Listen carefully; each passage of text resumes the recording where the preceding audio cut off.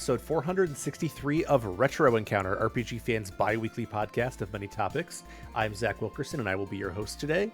And if you're confused looking at the title, it's because we are now this week talking about Fallout New Vegas, the second half of Fallout New Vegas. We were originally supposed to talk about it 2 weeks ago, but there were some scheduling issues. And so last 2 weeks ago, Jono beautifully stood in and hosted the Deus Ex episodes. But speaking of Jono and everybody else who's here, let's go ahead and introduce the panelists before we dive into the wacky second half of this game. Starting with you, Jono Logan. Hey, everyone. And Aleks Franiczek. Hello. And Matt Wardell. Awe, true to Kaisar. Oh yeah, I forgot we were doing that. Oh well. Yeah, much better. Yeah, he got the bit.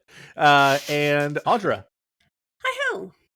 See, there you go. Very good. Those of you who are listening, we are going to be talking about pretty much everything that happens basically from the strip or around the strip. You can do a lot of the stuff before you get there, and we'll talk about that I think the game sort of expects you to do after you do the strip, but it's so flexible you can kind of do it whenever. We're going to touch on some of the DLC, talk about the endings, talk about how much I thought weight management and equipment load was like the most annoying thing to manage in the history of video games. But we're going to talk about the second half of Fallout New Vegas. Kind of the first place I want to start is actually the strip itself, because we sort of stopped there. And while I did a lot of quests, like I spent like 25 hours after we recorded doing other stuff before I went to the strip. But I do feel like the strip itself is this like area that you're just sort of expecting to be like this glamorous area. Like I've been to New Vegas, or not New Vegas. I haven't been to New Vegas. I've been to Vegas. And Vegas itself is overwhelming and not for me. I actually think that New Vegas, it would probably be more my speed without the people constantly killing each other. Yeah. So when you get to the strip, you're very quickly sort of approached by a variety of people. You get someone from the Legion who approaches you and they're like, hey, we're going to wipe the slate clean for you if you do some stuff for us. And CR does the same thing. House and we'll talk about Yes Man in a second, also approaches you. So I want to talk about sort of our initial impressions of the strip. If you think that it's supposed to be as empty as it is, I feel like it's so built up throughout the game. And then I got there and it was like 4 loading screens of basically like one thing on each screen. And I was like, are you trolling me on purpose, Obsidian? Or I don't know. I just thought, I think that the strip is an interesting sort of hub space. I think it's pretty cool. I mean, I'm casting my mind back to the first time I saw it, and I've never been to Vegas, new or current, and it is just a neat place, especially after you spent all this time, in the wastelands, walking around. It's a desert. Like all of the buildings you see are pretty dilapidated, old, and then all of a sudden you go onto the strip, and there are lights everywhere, and it does feel very much like a bastion of civilization as we know it today in the desert. And I feel like that's actually House's main selling point. If you want to go for House, it's like, okay, yeah, he is actually like, sure, it's Vegas, but like this is a place where people are not killing each other and eating each other, except in rare occasions. Like he has brought civilization as we know it today back to the wastelands. It's a really neat moment. I think in the game, like, it's at least on PS3 that I'm playing it on, it's so exceedingly ugly and empty that like anything that stands out with color is like, wow, to me. That's why like each town has like a roller coaster track or a dinosaur, statue. So I think when I got to New Vegas, it was like a breath of fresh air and it was like a relief, especially because like you can see it from so far away, but like you don't see like the casinos like Gamora and everything up close until you're up there. So I was never ever like under the illusion that it was beautiful in any way, but it was like vibrancy, life of some kind, So it is like it does feel like a real turning point in the game. And honestly, like when you leave New Vegas to go do other quests, it's a little bit like, oh, like the desert again. Nice. It's a bit disappointing. Yeah, definitely. Like I played it for the first time on PS3, and I think just the way it was like hyped up in the game, I expected it to be a little more alive than it actually was. But I also understand that they were working with the technology at the time; it could only do so much. But even just like with that perspective in mind, this time, like getting right into the city and just like seeing like the drunk NCR soldier stumbling around and like kind of like more characters than you're used to seeing just like right away and like more color and more flash. Like they did what they could to like make this still feel like a distinct important location that stands out from everything else you see in the game. So on that note, yeah, it's pretty well done. And once you start getting into like the actual content and quests of it, like it is dense with stuff to see and do. So from that point, I think they did a pretty good job with it. Yeah, I don't have much to add. I thought it was a really interesting turning point as well in terms of what you can do in the game after you reach that point, and seeing the little details like the drunken NCR soldiers is just, and like the ladies of the night and stuff. I mean, it was really interesting that you had like the security Tron people all I the really time. I liked mean, it was the vault museum slash hotel. yes. Yeah. It felt like Yep. exactly the kind of kitsch that I would actually see in Vegas. You know what I mean? Like it's Mhm. like real, but it's not. And you can actually get, you can become idolized in Vegas by just like giving them jumpsuits from other Oh places. yeah. And I think that it's like weirdly connected to like some of the casinos. I think underground, and just sort of hearing about the history of it, it sort of reminded me of like, I don't know, like anytime I travel to any city, going to see like the way that something has been repurposed into something. And that honestly in this entire game felt like the most realistic thing to me, like someone Mm. wanting the nostalgia of the vaults. I think that's just fascinating. Mm. I like the fact that the actual sign is the actual vault door that used to be there. Like it's the actual vault door. Nice touch, host. Nice touch. But I do think that otherwise, in terms of the storytelling here, um, I think that some of like the main quests, like slash kind of side quest, I'm not sure if you actually have to do some of the stuff in the different casinos, like with the Omertas and with the White Glove Society. I like, to me, it felt like a main quest, but I think that technically, if you're following Yes Man, you could just take them out. Probably, I don't know. I don't know if you have to do those quests or not. Um, but With I Yes think that Man, you like can do whatever you want. right, That's the yeah, point, exactly, really. yeah, And You- he'll love it. Yeah, But you have I to feel like go we- in and Oh yeah, you he's can. always agreeable. yeah. Yeah. He has to. He's programmed to be. The best. Sorry, can I just say something about Yes Go Man? ahead. The best, funniest thing in the whole game that no one will actually get to see really, unless you go down a very specific route, is if you go the Yes Man route and then you go to the underground bunker and you destroy all of the Securitrons and you go back to him and you're like, because he's the Yes Man, he has to be enthusiastic and positive. So he's like, you blew them all up. That's great. I thought that was our whole plan, but hey, you want to do it alone, buddy? You do you. And it's really funny to watch him fight against his programming to be like, Yeah. that's the stupidest thing anyone has ever done ever, and I am not allowed to say that.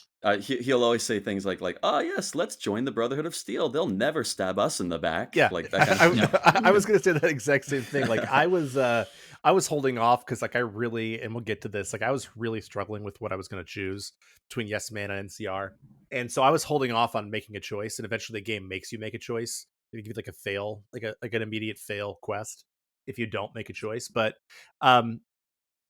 I was trying to basically just like go and like make nice with everybody, and then just kind of see, except for the Legion, I wiped them out very quickly.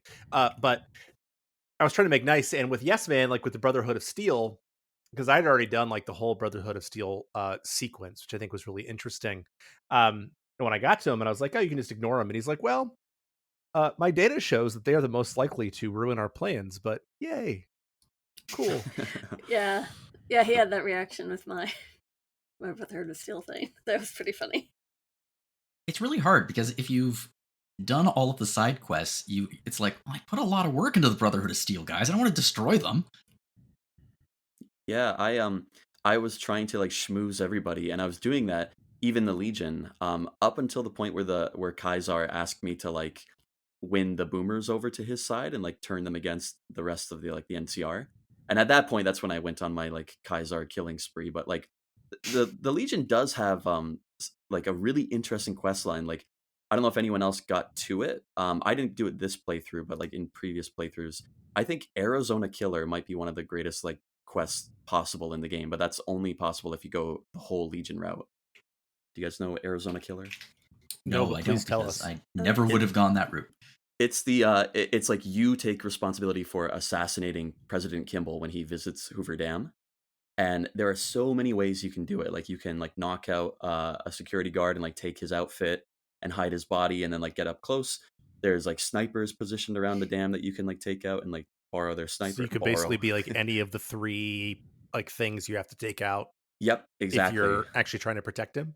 Oh, that's fascinating. And it's cool because like it's also very possible to fail, and like it's not like an end of the road thing. Like if you can persuade Kaiser like it's okay, like we'll still wipe out the NCR dogs at the dam kind of thing. Like I don't know, it just feels very versatile, like a lot of the game. But I imagine that a mission where you are assassinating someone is probably more fun than a mission where you are stopping an assassination.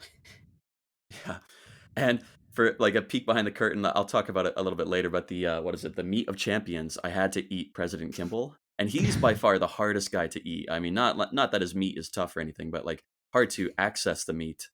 And I found the best way. I must have like reloaded that mission like 20 times, and I'm like, this is not working. This is not working. And eventually, I'm like, oh, I just have to like stand, watch the speech, and do nothing, and one of 3 assassins will kill him. And I just like sneak up.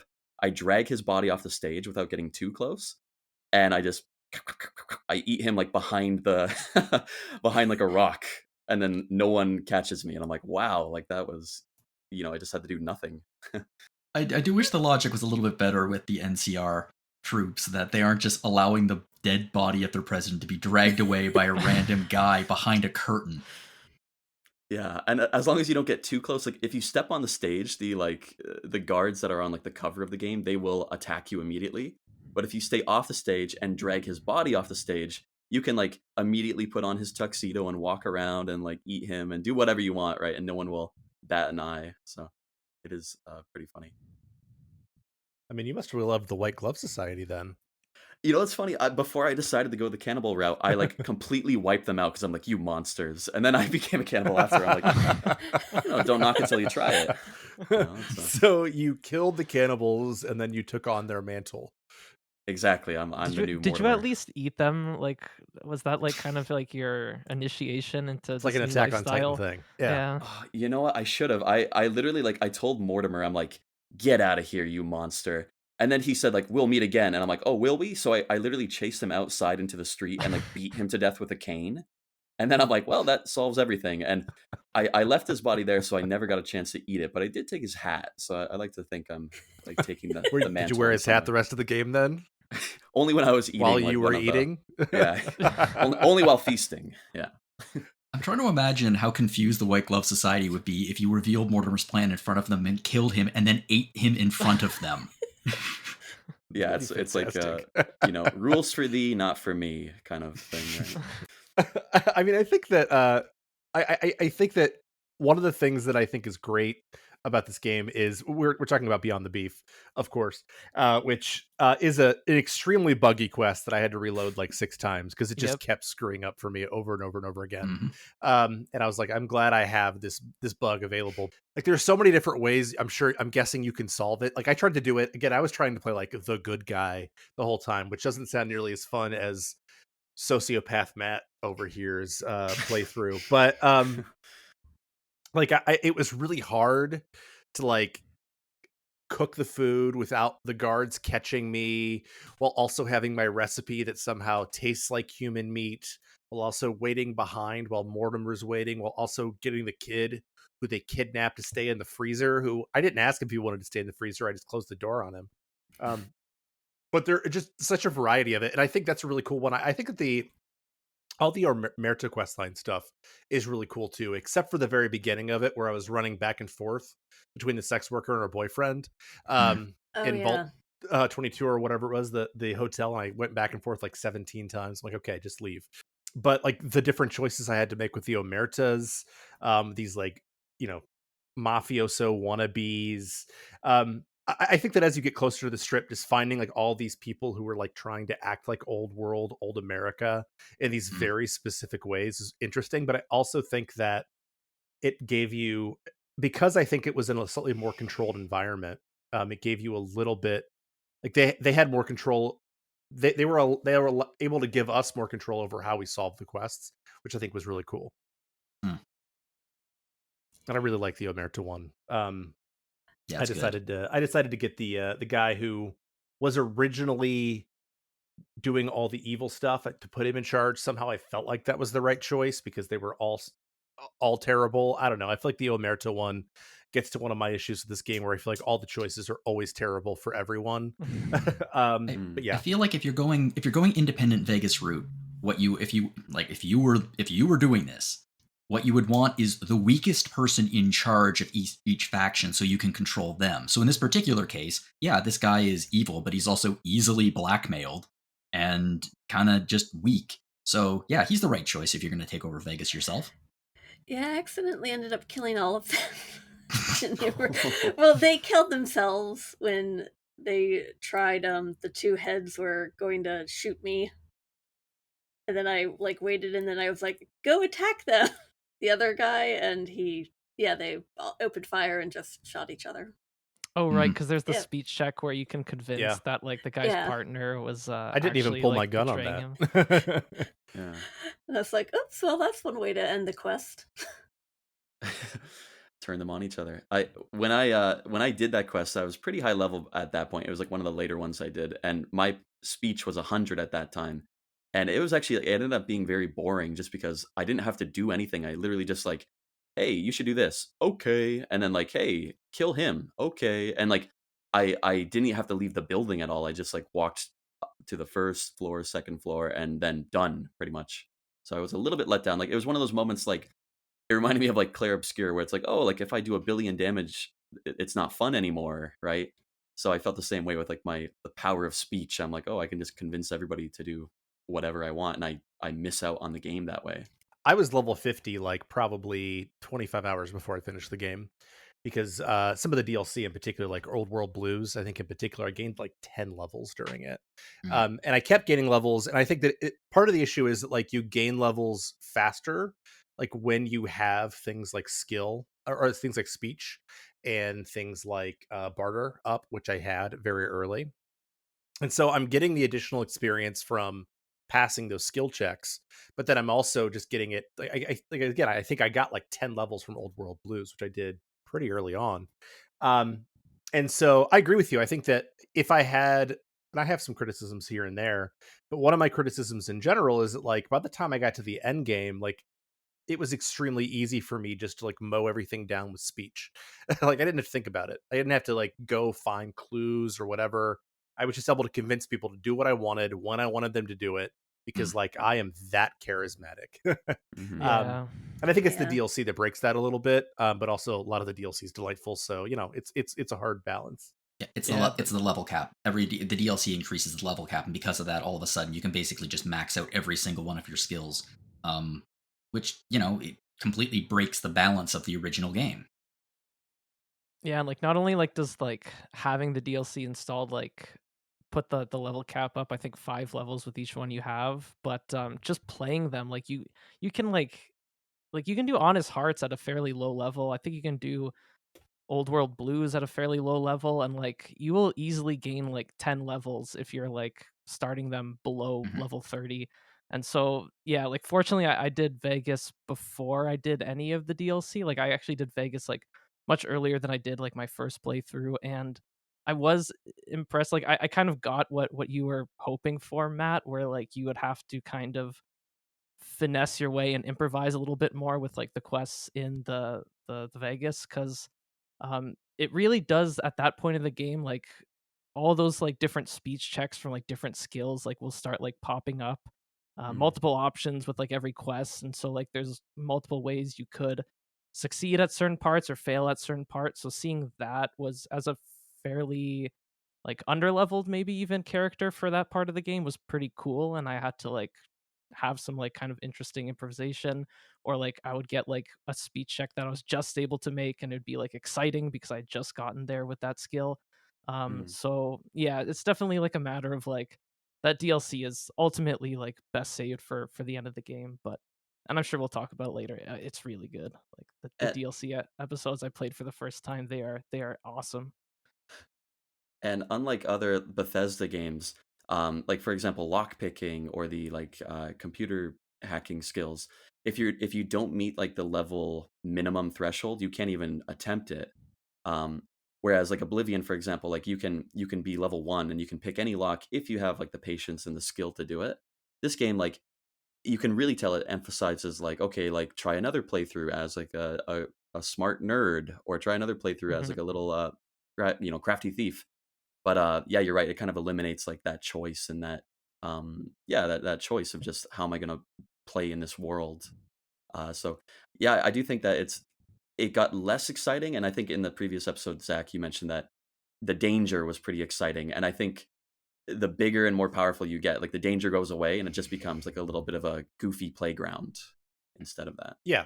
I mean, I was very particular about like where I put my points, and so I had speech all the way up to 100, probably like level 20, probably. Um, but then I started putting more into guns, and then I did the most cursed. So I want to call back to Jono because I listened to it again to make sure I was right about who led me down the wrong path. When Jono said that Vault 34 was the best quest in the game, which I will admit I at said the the end resolution of it is the best in the game.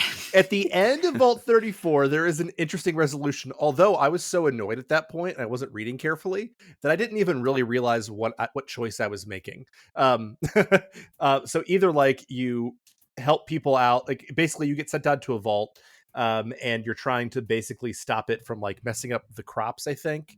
But either like it messes up the crops or like you kill these people who are trapped in the vault. You never see these people, but you kill them. Um, but the problem is that as you go through that godforsaken vault, um, first of all, the enemies respawn as you're lost in this godforsaken vault. And they're also extremely difficult. But if you get all the way through it, you get to an armory, which gets to the point I was originally making. And it had a gun in there called the All American, which I cannot believe this was my favorite gun in the whole game. But I had my lockpick skill up too, and or whatever it was that was required for it. And so I got that gun, and then I had my speech, and so like I was able to mow stuff down really fast because like the gun was so powerful, and it also like was, I think, used the ammo of like the NCR, so there's like a million of them around. So yeah, I think that because of that, it ended up sort of messing up some of the balancing, and I didn't feel like there was as much danger because my gun was also powerful enough that I could just mow stuff down. Zach, Also, I don't know what Vault you're 34 is cursed. Zach, I don't know what you're complaining about. I mean, it sounds to me like you got an awesome gun and you got a cool resolution out of it. You should be thanking Jono. You should be thanking me The for hour it. and a half I spent in that hellhole. It's funny because not worth it. I those people can die and so can their crops. I don't care. I'm never going down there again if I ever replay this game again. I had to go down there again for the pulse gun, I think. I hated it. I Yeah. like that vault. It's fun. It's if you're. I like killing ghouls. I agree, Jono. I luckily I knew what the deal was with that vault, so I saved it for like very close to the end of the game, and I had a delightful time. I thought it was a very well designed level. I'm a big fan of Vault 22, though. I think Alex, you mentioned it on the previous Vault episode 22 is Yeah, too. pretty Vault cool. 22 Yeah. is Yeah, pretty yeah, good. that's the other best vault, I think. The only All joke the- I have to make is the little green men like hanging out in the bushes. They look like, what was the name of that? Like, do you know what was he called? Old Greg? Do you remember that YouTube video from like 20 years ago? Yes, of course. I'm Old Greg. Yeah, they look like Yeah, Old yeah. Greg, and I couldn't take it seriously just because I'm like, oh my god, like Old Greg jumping at my feet. That is a thing I never thought I would think of again. So thank you for that. I didn't use it throughout like any other part of the game, but when I got to Vault 22, I'm like, oh yeah, it's flamethrower time, and it's Yeah. so satisfying to take out like all those like mutated grasshoppers and the old Gregs with just like blasting Old that thing Gregs. around if you have tons of flamer ammunition. It is great. I got so much flamer fuel just sort of throughout the game that like my heavy incinerator was like one of my best weapons by the end of the game, because I had like 2,000 flamer fuel. So it was just like I was running out of ammo left and right, but not of that fuel. Yeah, I noticed that too. Just tons of fuel lying around this world. I think Old World Blues in particular, because of all those robots that you're killing. I got like I think probably 1,000 fuel out of that. So that's probably why. The Brotherhood of Steel, they send you pretty early on to like that rocket, museum kind of thing.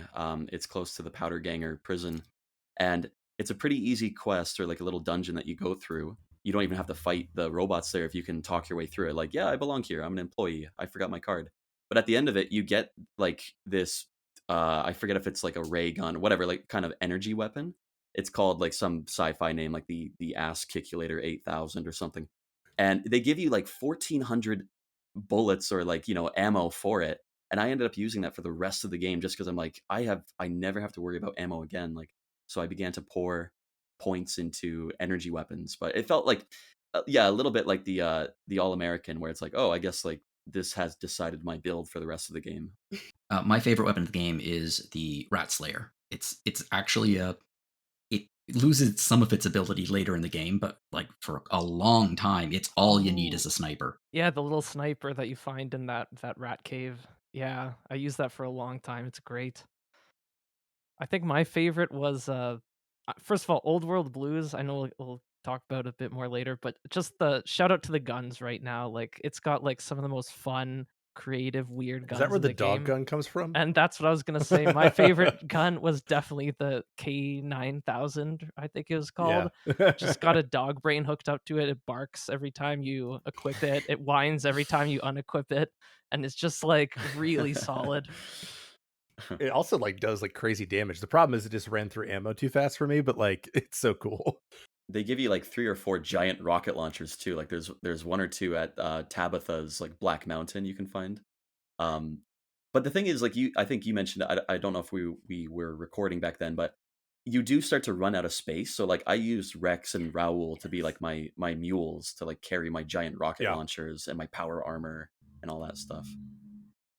Yeah, I mean, it's like, so overall, like I enjoyed my time with this game. I have some issues with it. My philosophical issues are probably bigger than the fact that I really hate inventory management more than maybe anything in video games.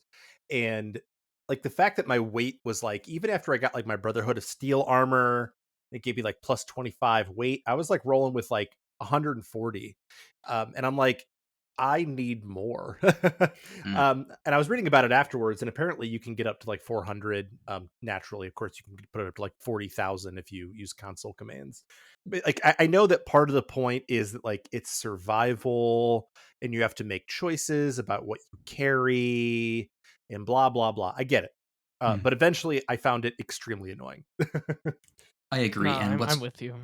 I agree, Yeah. and I think part of the problem is the punishment being like, yeah, you move slow. That makes sense to me. The moving slow, having that debuff in place, especially if you're like in a dungeon, for example, that's actually useful. That's great. The fact you can't fast travel with it though Yeah, bothers me to even because if you fast could, travel to a place to go sell the stuff that you're overloaded with. Mhm. Exactly. Mm. and like logically, you should be able to do that. It would just take you longer to get there in game time, but like you'd still be able to do it. Um, Whereas the debuff is interesting gameplay wise for me when I'm in combat or when I'm in a dungeon, but when I'm not and I'm just collecting stuff, then it's like, no, I just just give me the inconvenience of having to fast travel to my place, dump my stuff off, and then come back. Like the inconvenience of having to get to the Lucky 38 by itself is punishment enough. But it's a lot less egregious than Oblivion, where like Oblivion, like just playing the remaster recently, it's like an elven mace weighs like 40 pounds and you can carry like 400 pounds, and it's like, okay, I can have 10 weapons, but like what about my shield, my armor, my potions, and like arrows and everything take up weight. So at the very least, like the ammo, At like least all the ammo flamer doesn't take fuel, any weight. Yeah. yeah, like that would be like unbelievably annoying. But Yeah, I mean, like overall, it was like not a big deal, but like especially because like there's so many cool weapons in this game. Like I wanted to carry more of those cool weapons from Old World Blues around with me. I wanted to carry Joshua Graham's pistol around with me, even though I used it and I was like, this kind of sucks. But it has a cool name. I don't remember what metal name it had, but it was dope. Like I wanted to carry more of this stuff around with me, and I just couldn't. And so like I get it. Like I didn't need to be carrying like 700 steel like stim packs and 50 stealth boys. Although I'm guessing there aren't 50 stealth boys in this game. Those felt very difficult to find, and they were so useful when I had them. Um, Yeah, you kind of wonder where the Nightkin are getting all the friggin' stealth yeah. boys. Okay. When I was doing that quest, I was like, you know what? If I find a stash of stealth boys, I think I'm just stealing them. bye. I'm just it's- going. The entire time I'm like, why is this a problem? Like, you should like this problem should solve itself in like 10 minutes when you just use all of them in the wasteland. Gameplay aside, I think that this game presents some really interesting choices, and I think we probably should start talking about some of those choices. When you get to the strip, I think the game sort of intends you ish to make a choice. So you essentially, correct me if I'm wrong here, you have 4 options of basically like ending paths you can go on. Which faction are you going to back? You have the NCR, which I think is probably the most common, I'm guessing. The New California Republic, which is sort of becoming the new America. They have their problems with bureaucracy. I love that when you meet the ambassador or whatever his name is, the guy who lives in the strip, he's just like constantly typing while he's talking to you. And he's just talking about paperwork. And I thought that was really interesting. You have House, which is this sort of computerized version, but not really computerized. I guess he's still alive, as we discover. In Vegas, you sort of built up Vegas. You have the Legion, which I don't know. I know what they stand for, but it's all horrible. And then you have the Yes Man, which we haven't even talked about the fact that you meet Benny when you get there. I should have done this already, but obviously the reason you're going to the strip is to take down the guy who ended up murdering you, who I saved because I'm an idiot. I went in, I told him, no, I'm not going to make the decision right now. And then he takes off with the chip and he goes to the Legion. And then trying to save him in that Legion tent for me was extremely challenging. So I had to throw like all my frag grenades at those guys because like I wanted to save him because somehow like JRPGs I think have taught me like everyone deserves a second chance except for these guys. I couldn't use the word I was about to use. So those are the 4 choices that you have. And I think that each one has its positives and negatives. And I want to, I guess I'll get to that later. But I'm just curious for the sake of sort of how you guys move forward here. Like which path did you guys end up choosing? I showed up at the hotel that Benny was hiding away in, and he's walking around with like a team of bodyguards in the lobby, right? At least when I met him. And I approach and I And tell you ate everybody, him. You did it. yeah, I persuaded everyone to like no, I didn't have the hunger back then, but looking back, I wish I tried a bite or a nibble at least. But um I I just basically like persuaded him. I'm like, hey, this doesn't have to get ugly, or like let's not make a scene here. Let's just go up to your room and like call your bodyguards off, right? And like we'll make this quick and clean. So he takes me up to his room, which later became my room, and he's like sitting at the bar, like having a drink, and he's talking about like why he did what he did and everything, and like here are the options. Like I get that you want to kill me, and I was like, yep, you're right. And I just put on my brass knuckles or whatever and just like punched his head off across the bar, and then like immediately took his checkered suit. But like it did feel like I was kind of like a bad guy, obviously, if you consider cannibalism bad, which some people might. Um, Yeah, I mean it's ambiguous. it's the wasteland. There's not much to eat, but yeah. So I was like, I have to pretty much see this through. Like, even though I like Benny and I like Matthew Perry, rest in peace. I was like, I gotta end this now because I know what happens if you let him go, he gets like crucified and everything later too. I think there's even like if you end up siding with the Legion, which I didn't, just to be clear, that you can even because if you side with the Legion, you can start fighting in their like kind of like Roman Colosseum type situation, and I'm pretty sure you can like be pit 1-on-1 to fight against Benny, which I find Yeah, I think that's hilarious. an option, I Wow. believe. Yeah. Yeah.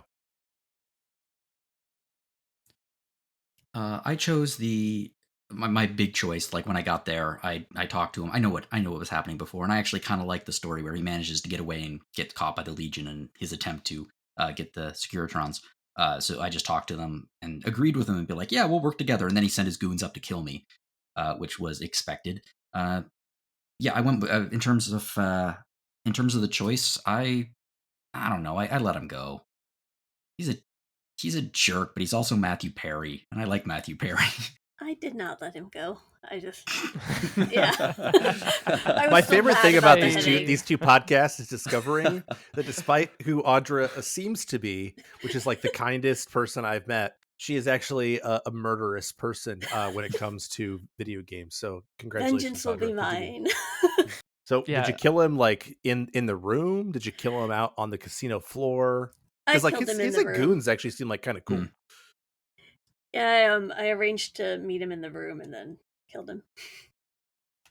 So Yeah, I went the Audra route as well. Like we had the conversation in the room. I didn't like the way he was going, and then went into Vats, just unloaded a clip into his head, took his stuff. Yeah. Ultimately, that ended up supporting what the route I ended up doing, which was I sided with House just to add some variety into the mix, and because I never did that route before. But yeah, I was House's loyal dog through to the end after killing Benny.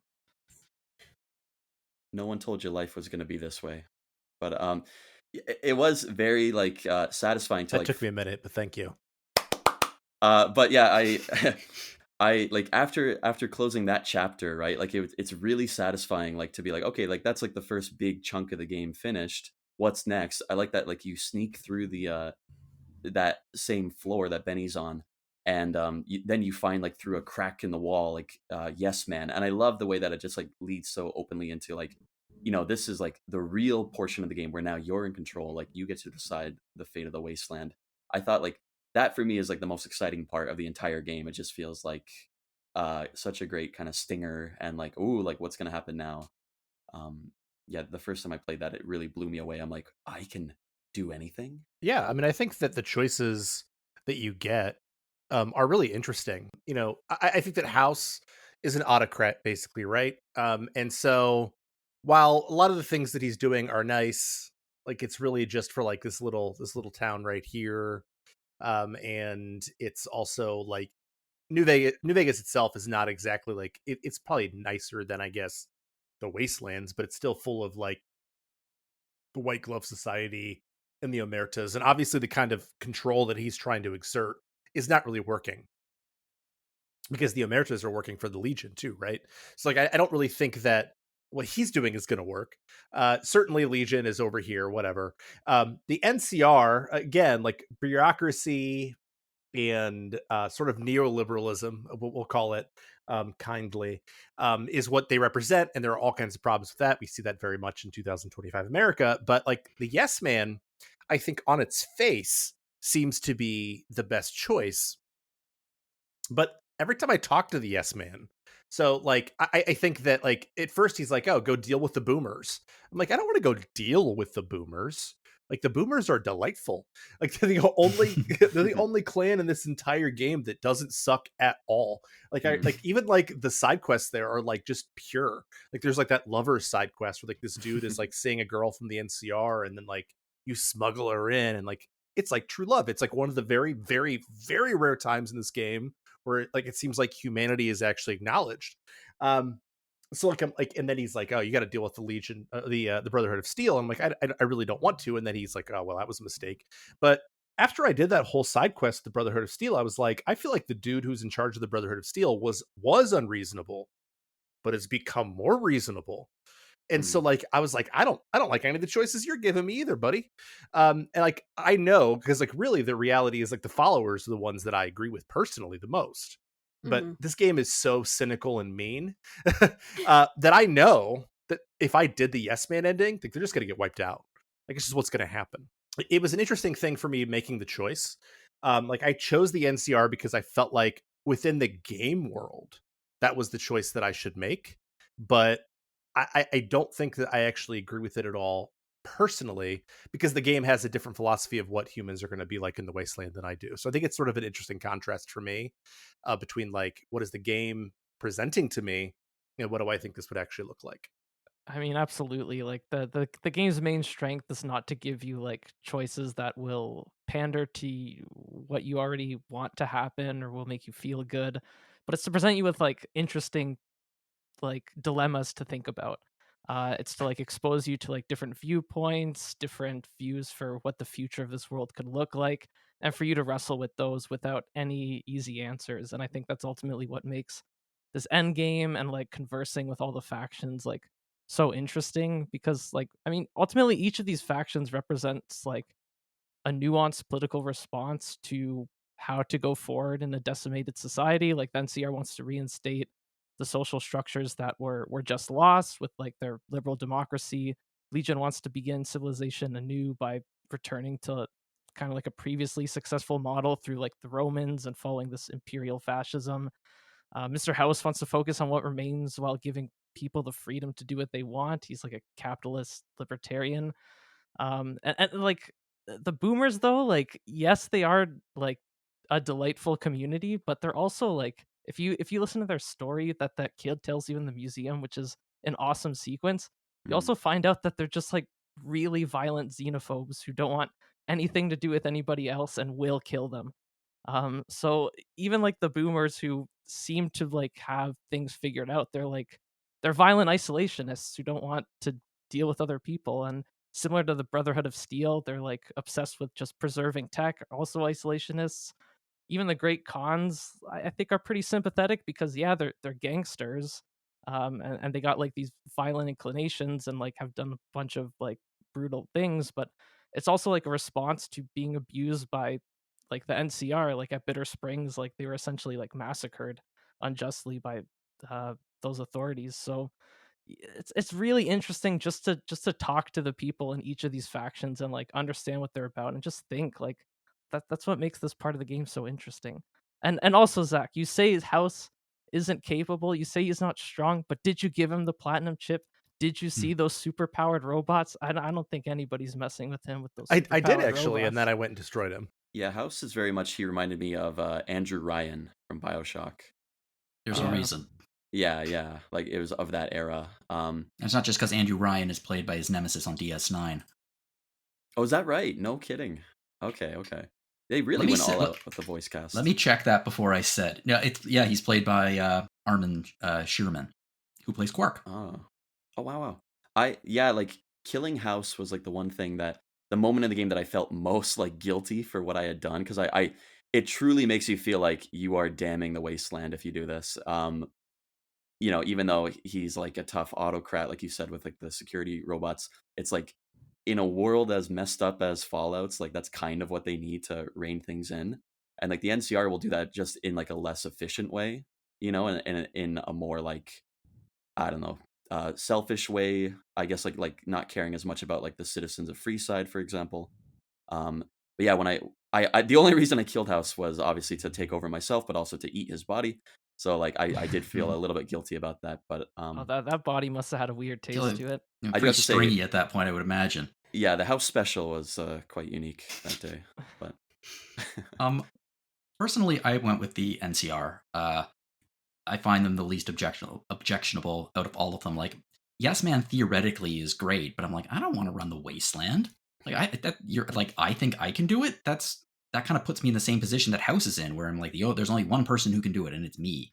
I feel like the NCR has the potential to evolve into a society that, at the very least, gives the amount of freedom that I guess the past societies have had, and provide a level of security. Like especially once the Legion is gone, they're not going to pull out of the wasteland because they still have to protect the dam.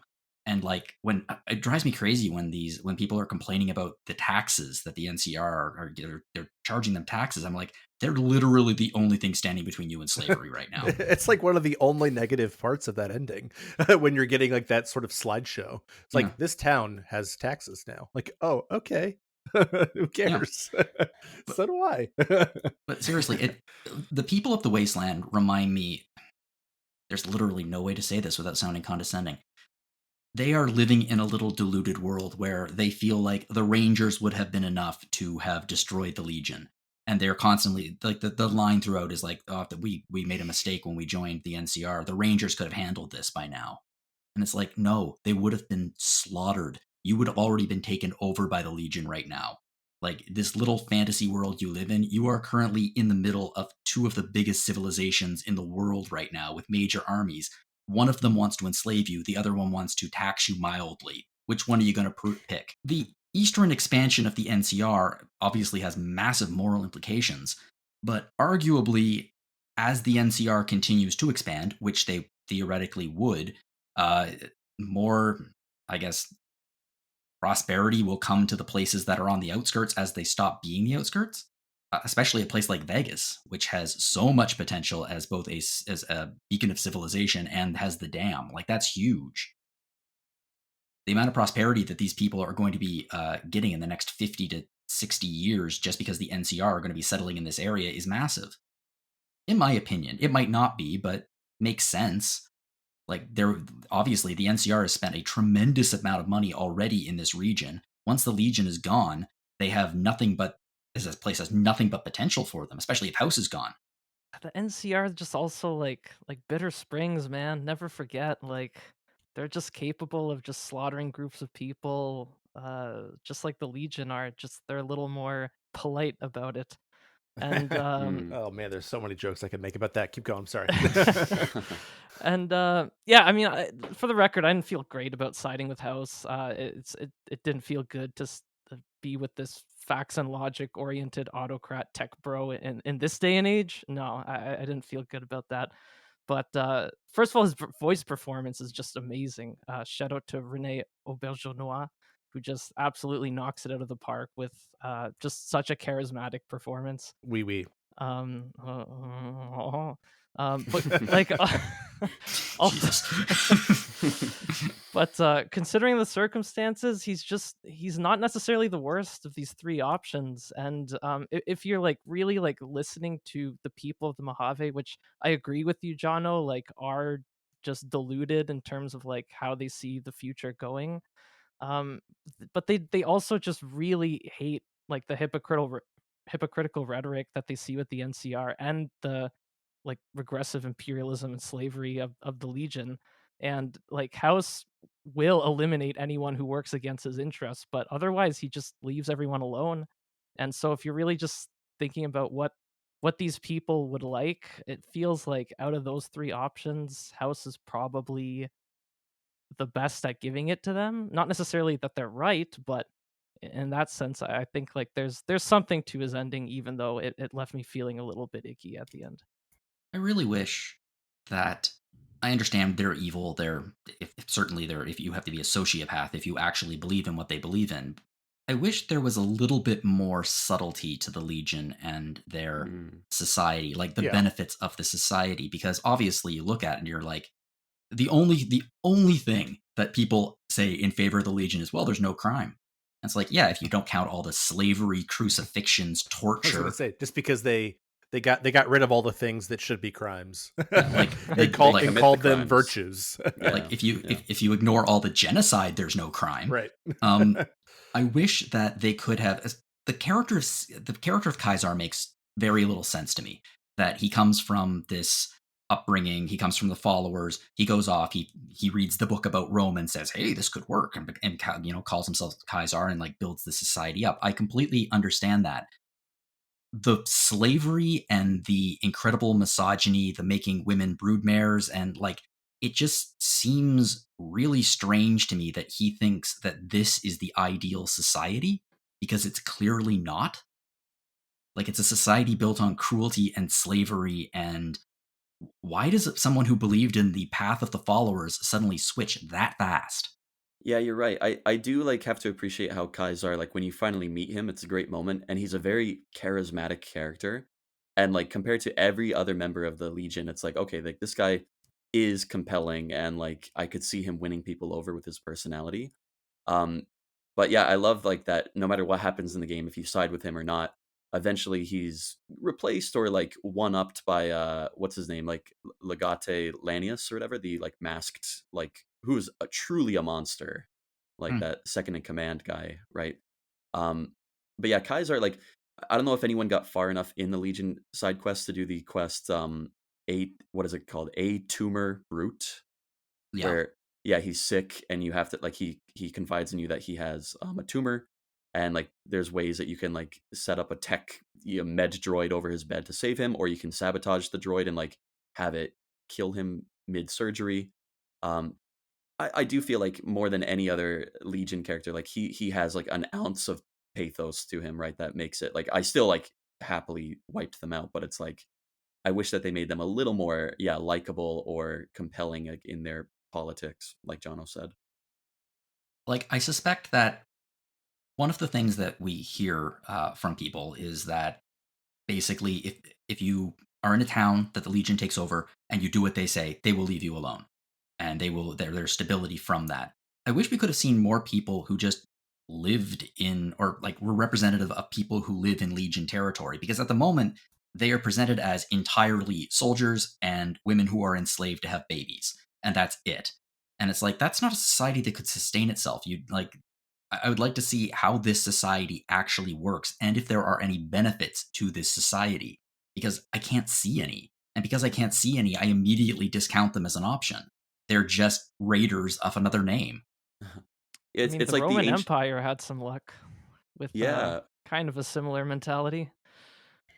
and I think it was it the Romans or the Spartans. Like I think it was the Spartans. They had like for every Spartan citizen, they had 3 slaves. I think that would have been interesting to see like that kind of dynamic with the Legion and see like can it work? You know what I mean? Which no, it can't. But um, yeah. I What think it was can work short term because Kaisar is in charge, and as you said, he is a charismatic figure. But the second he dies, an a sociopath takes over because Yeah. that's what this society has encouraged. It's a nation of sociopaths.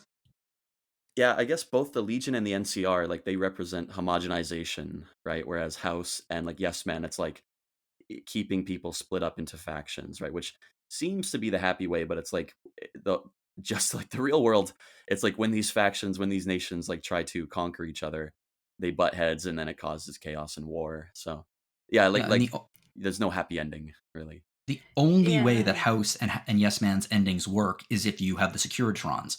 And the moral of that story is if you have overwhelming force, then you can force people into peace and believing in your vision of society. But if you Mhm. don't, if you actually destroy the Securitrons instead and you still follow Yes Man or House, like there's anarchy because their philosophies can't support their ideology.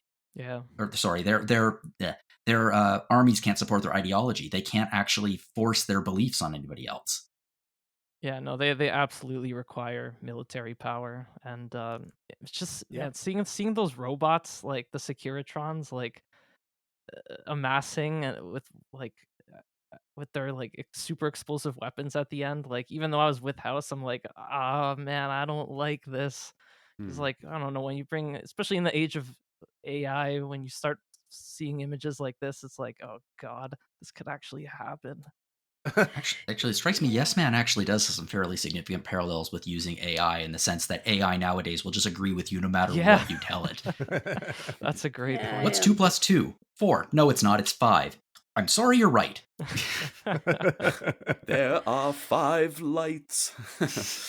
But I ended up doing the Yes Man ending, or at least the most peaceful version of it you can do. Although Hmm. it's ironic that you have to have the Securitron army to create it anyway. And it's just it does leave like a really bitter taste in your mouth even when you're Hmm. like it's a weird like I debated about that for a really long time if I was going the NCR or Yes Man in particular and And there's yeah. there's also that ominous moment in the Yes Man ending where he's like, "Hey, I found some of this great code. I'm going to use Oh it to make myself a yes. little more assertive." And I'm like, Yeah, "Oh yeah. crap, we just handed the control over to an AI." Yes. Skynet. Skynet. Hey. Heyo. Yeah, I mean, I think that I was listening very carefully to everything you guys just said, and my criticism still stands.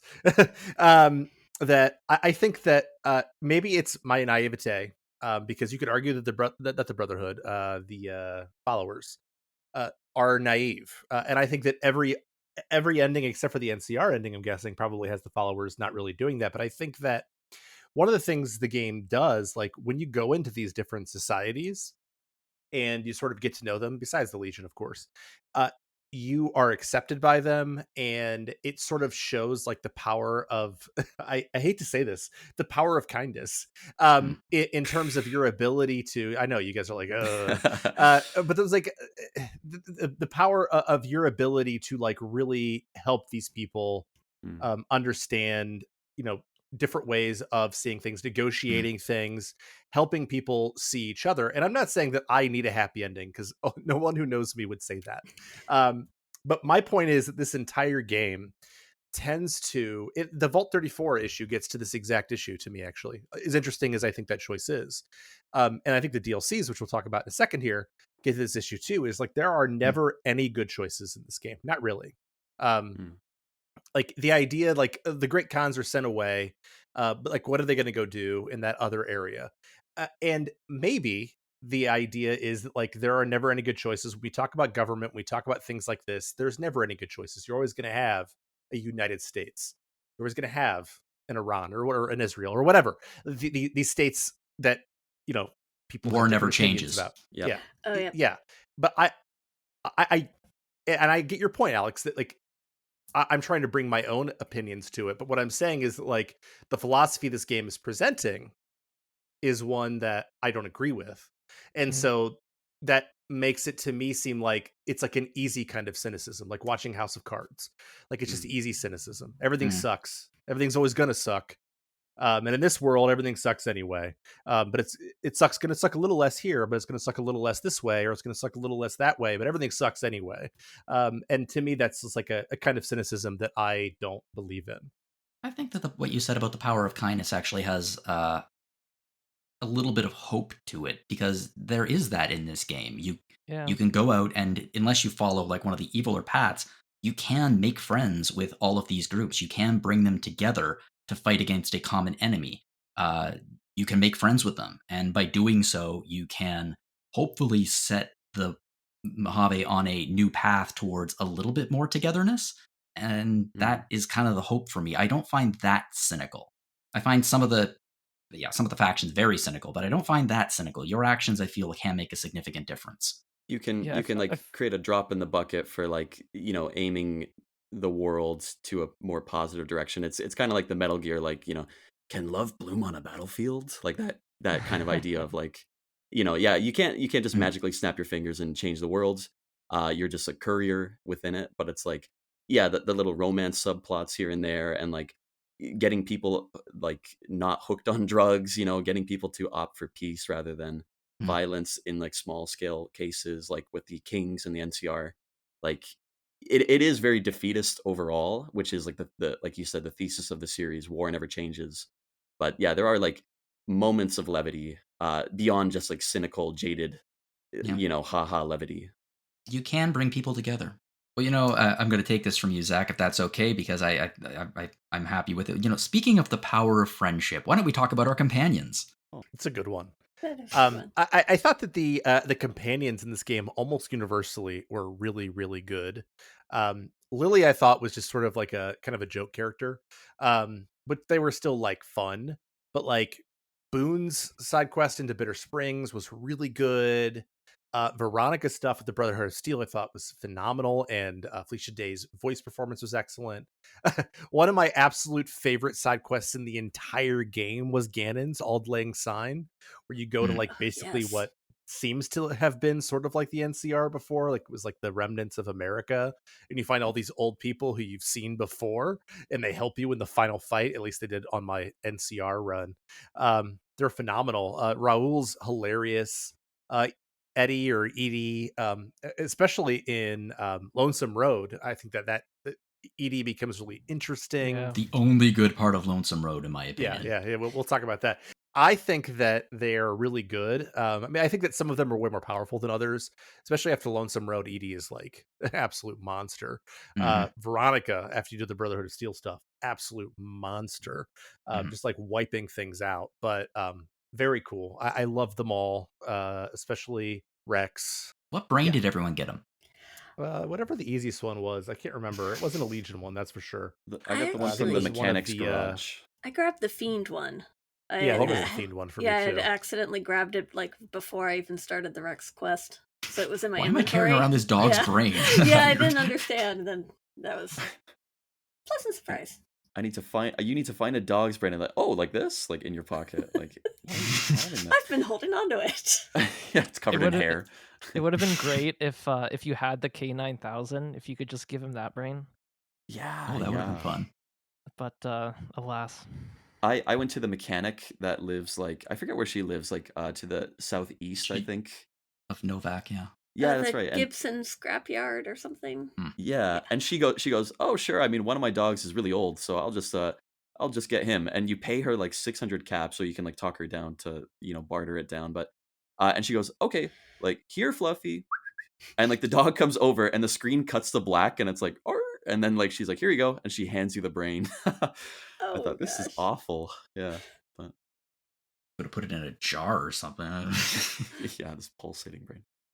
Yeah, and I mean the actual logic of how Rex works is a little fuzzy. Like logically, if you're putting a new brain inside the robot dog, it's not going to be the same robot dog, but it is kind of.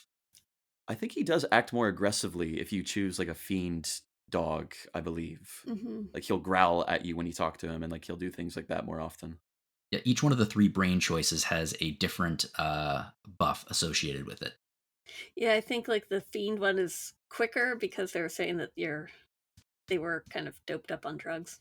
I was a little bit worried that like when I went back to the king that he would ask for Rex back, but of course, like he's just like, oh, he seems happy now. Like you just take Rex and adopt him for good. But Hmm. yeah, I did feel like I went back to like return Rex or like just to say like, oh, he's got a new brain, just FYI. And that's like the time of the game where I had to like eat the king, which was like the most heartbreaking moment for me, and the hardest because I didn't want to turn the kings against me because like his like lady companions are in the room with him. So I just ended up like talking to them and making them like turn around. So like I talked to them while I was facing a wall, and then I snuck over and with like a power fist, I just blew up the king in one stealthy blow, and then like ate that, and then got out. And no one, I didn't aggro anybody in the kings, but then in the ending slideshow it says, "No one saw it coming, but the courier wiped out all the kings." And I'm like, whoa, I did. Like, I felt a little bit bad about that. But Oh, and what does anyone think of Cass? I love Cass. I mean, I love Cass. I just Yeah, ran with Cass for so long because I never ended up finishing that quest that she's involved in because you're supposed to deliver her to like the weapons dealers. Um, but I ended up turning everything in, and I really enjoyed her. But I don't know. I liked. I had to run with Ganon for so long of the game, and I really like Ganon. But like once I got to choose, so I was done with Ganon. I was like, because Ganon pieces out once you're done with him. At least it did for me. yeah, he does if Veronica you complete his is quest. 100% my choice. Hmm. Veronica's phenomenal. Yeah, I think she's the best written companion in the game, and Yeah. certainly the Yeah. best acted. And that's not putting down anyone else's performance, but it's just so I damn mean, endearing. Danny Trejo mm. is bringing it too. Let's be honest here. Yeah. I Raul was went great with too. Raul and Eddie as my endgame companions just because Arcade left. Yeah, my favorite to run around with are the non-human companions. I like running around with Eddie and Rex personally. Hmm. You can't do that without mods, just so you know. No, I You have to mean have. one at a time. Yeah, Oh, okay, I understand. they're I they're, was they're like, the 2 I go with. I understand now. I was like, you can't have them both at the same time. No, surprisingly, I don't have a multi-companion mod put on it because I find it makes the game too easy, and the game's already too easy. So Yeah. It can be for sure, except for Vault 34. Anyway. Yeah, once you get 2 companions, the combat becomes like nothing, right? And the fact that like you get full experience from like Rex just running off and killing a scorpion off screen, it's like, oh, I guess I'm leveling up really fast now. I love just like running around and you get separated from your companion, and then like suddenly like there will just be a kill cam of Veronica just punching something and it exploding. Like that's always a highlight of the game. But yeah, I ran with Veronica and Eddie for pretty much the entirety of the game. I was a little like worried for time, so I didn't end up doing most of the companion quests. I've done them before, but so I was just rolling with those two. But then when I started going down the house route, I'm like, oh man, I'm gonna have to destroy the Brotherhood of Steel bunker.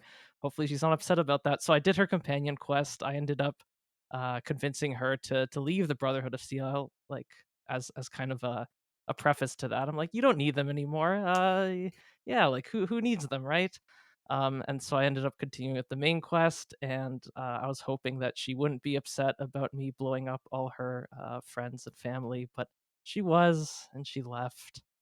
And that's I got what I deserved, and so then I just ended up turning to Raul because I knew he wouldn't judge me for anything, and he's awesome, and so that was my new party for the end game. He's so snarky, Raul. He like you make a dumb decision, you're like stay here. Actually follow me, and he's like whatever you say, boss. Like Yeah. He also like revealed my favorite bit of flavor regarding Mr. House, which is the fact that apparently like because Raul's a ghoul, he was alive from before the nukes went off. And apparently, there was like a scandal from back in the day of Raul or Mr. House was like having an affair with like some really like high profile like starlet, and it broke out that apparently all he was doing like brain scans of her and asking her to dress in outfits, and then so like that lady Securitron you see when you are Mm. in his kind of like main apartment is just her, from like projected from those brain scans and preserved in a Securitron. So that's pretty weird. Well, clearly he had a thing for robots way before he was in his little tube. We should Oh, introduce him to yeah. Fisto. We should introduce this to Elon Musk, and or maybe that's not a good idea. Or actually, maybe he'll stop procreating if we do that. So maybe it's a good idea. I mean, I've considered it. Um, yeah, I mean, I think that the companions are great, and I think that Raul being sort of snarky gets us to the DLC because the snarkiest character in this game is one of the people in the DLC. So those of you who haven't played New Vegas for a long time, remember there are 4 DLCs here, and I did them all. I thought they were mostly good, except for one that I thought was just okay. And it's Dead Money, it's Honest Hearts, Old World Blues, and Lonesome Road. And if I'm not mistaken, actually, Dead Money was the first one that was released, I think. Yes. And, afterwards, just sort of reading online, because I try to stay offline about games as I'm playing them. Reading around, people are like, oh, Dead Money's so hard. But I did Dead Money after Honest Hearts and after Old World Blues, and I was level 50. And so, like, Dead Money wasn't that bad for me. But Dead Money I thought was really interesting because like you get set into this world where it's like there's a casino, right? And you're trying to rip it off because Elijah, who used to be the head of Brotherhood of Steel with Veronica, sets you off to go do it. And like when I was first interacting with, so like, he says like you have to go recruit these 3 people, and one of them is Dog or God, one of them is Christine, who I think was a former lover of Veronica, I believe. Yeah.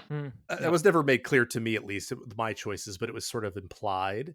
And then there's Dean, who I was like, I used a speech check on when I first met him. I hate it. Yeah. And I was a little rude to him, and then like he just like turned on me immediately, and I was like, well, you're such a piece of garbage that like I don't feel bad about it anyway, that the fact that I have to kill you now, former companion of mine. But I thought Dead Money was like really interesting in, I think all 3, like besides Lonesome Road, which I'll get to, I think Dead Money, Honest Hearts, and Old World Blues all had like my favorite gameplay because I think the spaces were more contained, and it felt like it was able to experiment more with like the way the gameplay was being sort of meted out to you. And I found navigating Dead Money frustrating, especially like those poison areas, but I thought it was really interesting.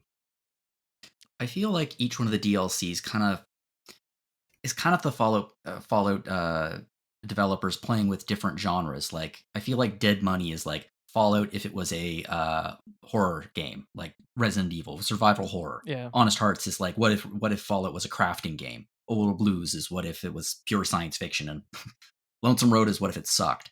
No, Lonesome Road is like what if it was just a first person shooter on rails. And they're all kind of experiments in different types of gameplay, and you can actually see how how the developers are playing with the conventions that like Dead Money. I hate the first half of Dead Money. I love the second half of Dead Money. I love it once I get into the hotel. The first half, when I'm trying to navigate that stupid village, I find it very irritating and confusing. But I think it also has some great companions. I think Christine's a great companion. I think you must like irritating and confusing though, because you like Vault 34. Anyway, continue. I'm sorry. It's a little bit different. Vault 34 is like... It's worse? Yeah, it's worse. I don't know why you hate Vault 34 so much, Zach. I really don't. Like, I totally get having irrational hatreds of things. Like, I don't know. I certainly don't have any of that, do I? Saga! But, like, I don't think that Vault's particularly badly designed or horrible at all. I'm not even joking. Yeah, anyway. I think Dead Money is the best bit of game design in all of New Vegas. I absolutely love it. I get it's a little like divisive. I saw it only has like mixed reviews on Steam. Seems like a lot of people just hate it, but I thought it was just like like it's thoughtful and it's deliberate with what it's doing. Like you have to play through it slowly and carefully, and I guess that's not everybody's cup of tea, but it really like leans into the survival aspects of the game, which unless you're playing on hardcore mode, are going to feel like very light and fluffy at best. But here you just have like this condensed 5 to 8 hour experience where you're just like playing a survival horror. You get some of the best written characters in the entire game. Like all those companions are amazing. Like Christine, when she can't speak and you're just communicating with her through like these text based descriptions of her sign Yeah. language, and you have to kind of like ask her questions and like actually like parse what she's saying to you. Like that's some like incredibly creative like bit of like dialogue tree conversing. And then like dog and god is just like the fact that you have like a choice in terms of like which personality you're encouraging more is incredible. Dean is a scumbag, but he's like a really well written and acted scumbag. Hmm. And yeah, just everything. Like I thought that first part where you're in that weird kind of like proppy town, kind of like figuring things out, like learning each companion's unique mechanic, and then you're in the casino and like each ward of it has like a unique aspect to its level design. It's I thought like Dead Money was absolutely brilliant with just some incredible atmosphere. I agree. I mean, I think from a gameplay perspective, it absolutely is the best that this game has to offer. I mean, sincerely. And I complained about some of that stuff earlier, but like, I think that because it's in a controlled environment, like it it doesn't feel like, oh, I just like it's like this BS that I have to deal with. You know what I mean? Like it feels like, oh, I have to like, especially like the last, like one of the last missions before you get to the casino. I remember it being just like all this poison stuff. I don't remember what it's called, but like it was really challenging to get through, especially without getting killed by, those things that are walking around the town.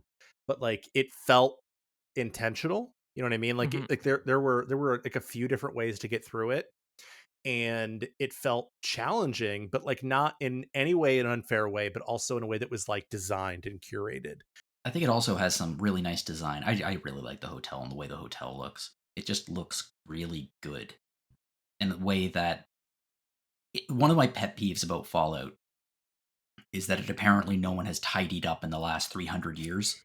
Like even in places that are populated and like filled with people who are living peaceful lives, there's still crap everywhere all over the floor. Um, I wish that we could see like some basic cleanliness and people cleaning up after themselves. And that's why I think I like the casino so much. It's like, oh, this place has been preserved. It's not falling apart in the sense that no one like there's crap all over the ground. It's been preserved in a way that feels interesting and different from the rest of the game. Mhm. And so what did you all do with Father Elijah at the end? Did you lock him in that vault? Locked him in the vault. Yep. Oh yeah, absolutely. I got to go for the ironic ending. Yeah. Got to give him No everything he question about it. wants. Poetic justice. Yeah, he Apparently, deserved it. yeah, oh, for sure, he sucks. But apparently you can like side with him and then like spread his toxic red gas stuff throughout the Mojave, and like that kind of affects the ending. Am I getting that right? No, all of the DLCs have like dedicated endings that you can choose, which is really cool. Although it's technically the end of the game, so you can't like if you nuke, you can, well, actually no, if you nuke the NCR or the Legion, you can still go back and actually explore those areas, which is kind of cool. Oh, Now I that I think nuked about it. that Legion. Didn't felt kind of weird about it, but I nuked Yeah. him. I think Dead Money is really interesting, and I agree. Like the way that it sort of spreads throughout the world, I think is really interesting too. Like Honest Hearts, which I think from like a game design perspective, I think is just okay. I thought that navigating the world was fine, Mhm. but like I think that the way that it was really interesting, the way that it dealt with like Native American issues, along with issues of faith, and issues of revenge. And Joshua Graham is the angel of death, who I wanted to follow forever. What Like a he convinced character. me. The way that it dealt with like clashing cultures and the fact that it's happening at Zion National Park, and how like that somehow transforms into this form of faith, I thought was amazing. Joshua Graham, again, favorite character in the whole game. A plus, 10 out of 10, no notes. Phenomenal. Yeah, I definitely think I'm not sure if it was Chris Avellone or Josh Sawyer who was the lead on Honest Hearts, but I definitely think they either watched Apocalypse Now or read Heart of Darkness very close to that, because there's like some very clear For their thematic sake, I hope it connections was there. Apocalypse Now and not Heart of Darkness. Yeah, But yeah. continue. The The, horror. judging The horror. judging by like the only mild racist undertones, I think it was Apocalypse Now. But yeah, I thought Honest Hearts was really good. Joshua Graham is just like, yeah, this Kurtz like figure that is just like the angel of apocalypse, as you were describing. But and then like his counterpart Daniel is like kind of presented as the more good-hearted and like quote unquote good of the two to follow, but he's also kind of weird in terms of like his white saviorism and the way he's like trying to maintain this pure innocence of like these indigenous tribes. I thought that was also kind of weird, so it made me feel like a little bit better about following Joshua Graham's road of violence. um and yeah, in general, like the gameplay wasn't amazing. I did appreciate how the world design encouraged you to rely less on your map and more on what you could see.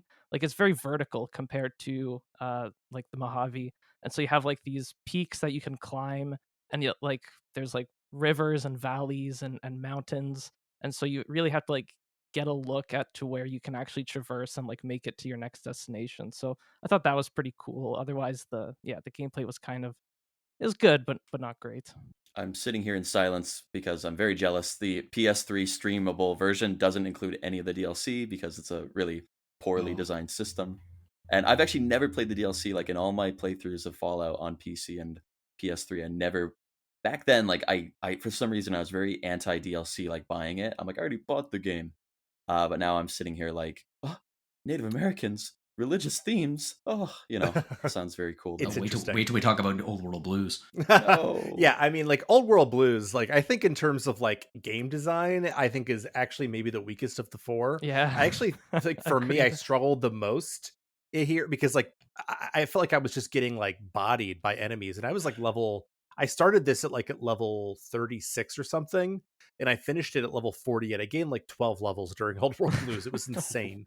But it made sense because the enemies were so freaking hard. They were just like damage sponges. But I don't really care about any of that because Old World Blues is one of the funniest things I've played in a long time.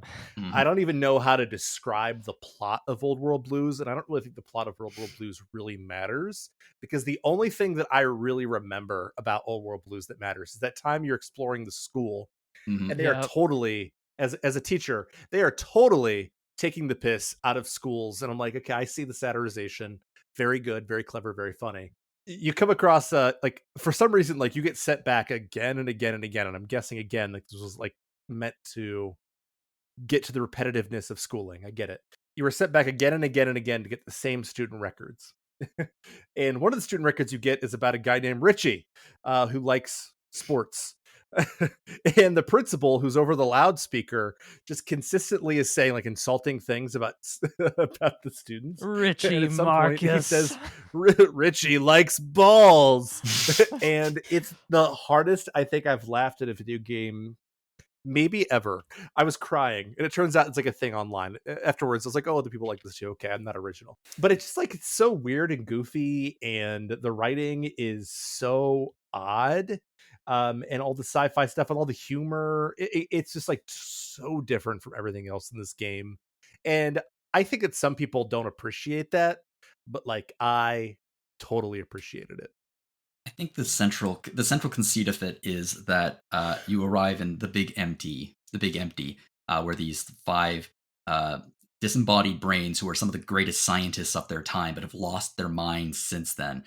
They remove your brain, um, and but you're still walking around because they replace it with technology. So you have to find your brain, and then once you find your brain, at the end of it, you can have a conversation with your brain, and there are some very funny responses you can get out of that. I thought the robots were hilarious. I thought it was like, in terms of writing, it felt like more of a throwback to the zaniest sides of like the earlier Fallout games. Like it Mm. was just like much more explicitly satirical than New Vegas is. And like all the levels were kind of like just satirizing this idea of like science for science's sake, with like the dog kennels like being just like these really absurd and brutal like treatments of animals for the sake of experiments. The school segment, like you were talking about, Zach, was like also had these undertones of like communist like propaganda, like Oh fighting yeah. against communist propaganda. Like I remember one sign was like "Bake Sale Friday, fight the Red Menace with cookies," and that I was can't just remember what the name of the character is in Prim, who was like anti-commie, but like every time they say commie in this game, it makes me laugh. I don't know why.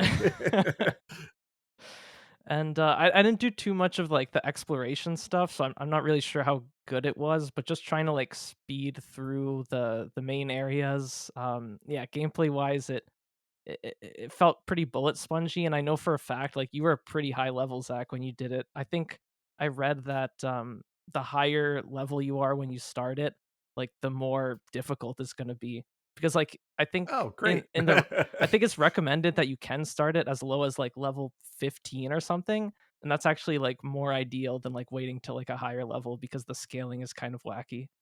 Hmm. But nevertheless, I suffered a little bit through it, but I had an amazing time nonetheless. And that I really like conversation with the brain is a fantastic kind of climax.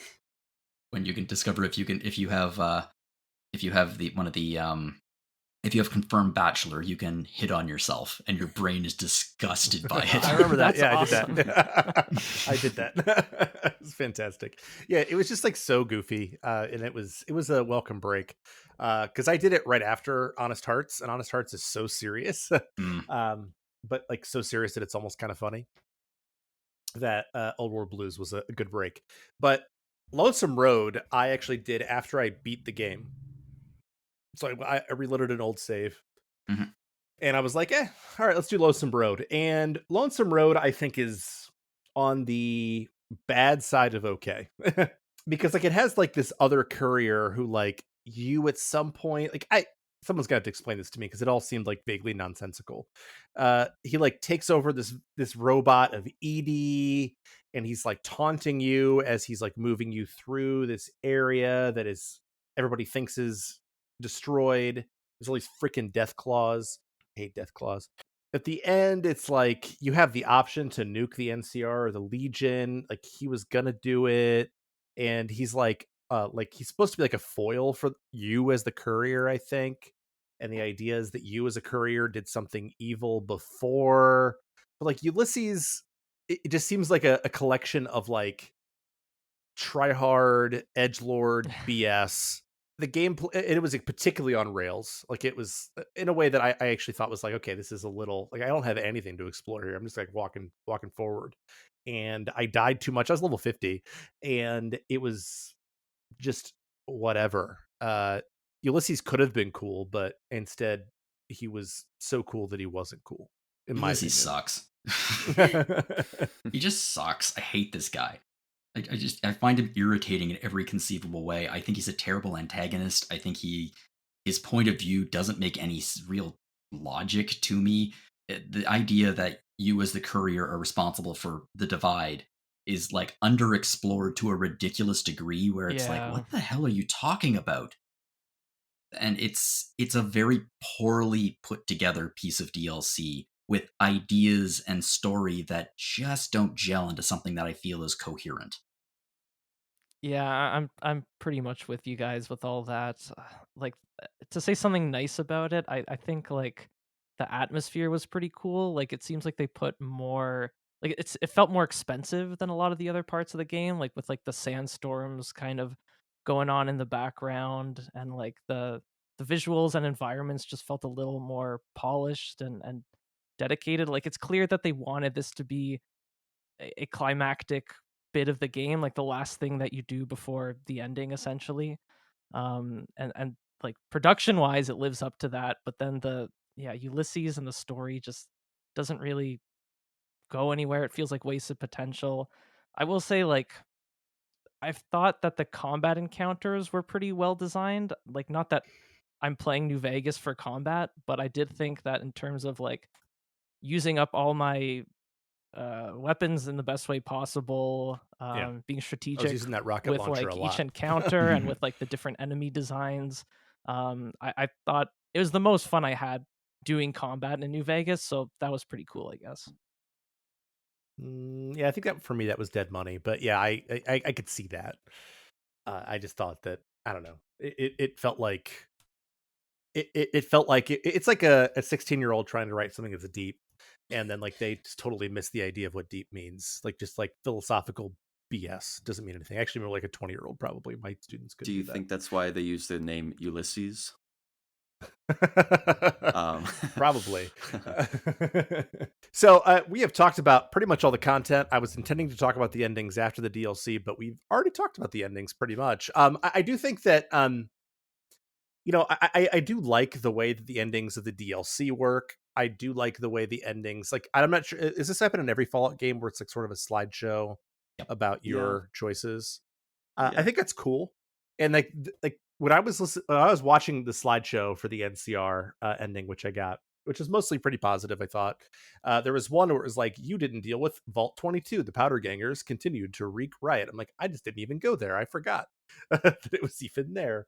So I think it's an interesting way of looking at consequence, and I don't have like a huge problem with that, even despite the issues that I raised earlier.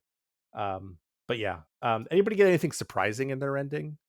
Yeah, like I mentioned, like the king thing, where like I did my best not to like anger certain groups, but it's like the game is so buggy that at times it's like you do like one little thing, like you pick up a fork or something that doesn't belong to you, and it's like the courier was vilified by the blah blah blah, and like they all murdered each other, and I'm like, whoa, whoa, what? Like, so listening to the slideshow, watching the slideshow, it's kind of like what? Oh, come on! Like it's like such a fast paced like disappointment after disappointment, and then like oh that's sweet, I forgot about that guy. So I feel like they could just leave out some of the things. Like in your case, you said like I never experienced that, so why is it like yes, all the orphans drowned in the river? I'm like, what orphans? Like, what are you talking about? So I wish that they didn't do that. Yeah, since I didn't get around to a lot of the companion quests, it was a similar thing with that for me, where it's just like, this companion, their life sucks now, and it's just like, well, yeah, because I never really interacted with them. So yeah, that was kind of weird to see. It's been so long since I've beaten this game for the first time. I don't find anything particularly surprising about the ending. Maybe when I was originally playing it. I mean, some of the other endings are very entertaining. It's actually really fun to go on YouTube and just type in New Vegas endings and see all the different possible variations that you can get.